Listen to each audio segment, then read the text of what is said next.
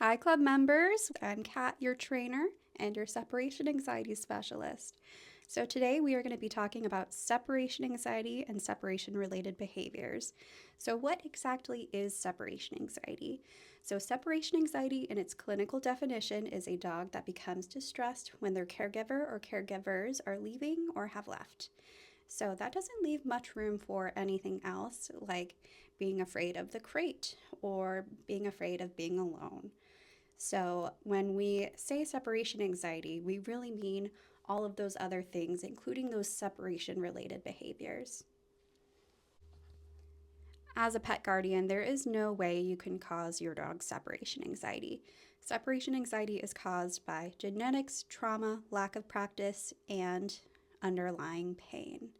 So, anytime our dogs aren't feeling well and they're uncomfortable being alone, that will be exacerbated.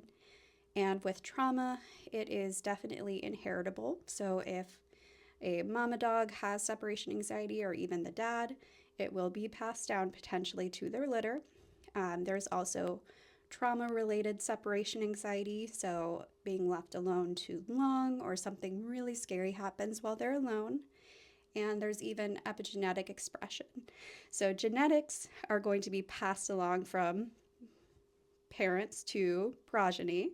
And epigenetics is something that is kind of built in, but it's not genetically there. And when something really bad happens, those genes finally flip. So that's epigenetics on top of that. Separation anxiety is not caused by excited greetings, letting your dog on the couch, on your bed. It's not caused by loving your dog. It's not caused by having a good relationship with them. It's just caused by those things we talked about before.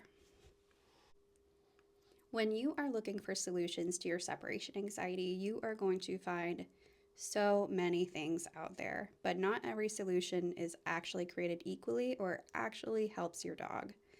What I do and what plenty of other separation anxiety trainers do is called systematic desensitization. So we take that really scary thing, being alone, and we break it up into super small pieces and we expose our dog to those pieces that they can handle and only move forward when they are ready. This method works because we're keeping our dog under threshold and we're always going at their speed. We're never going any faster or any slower.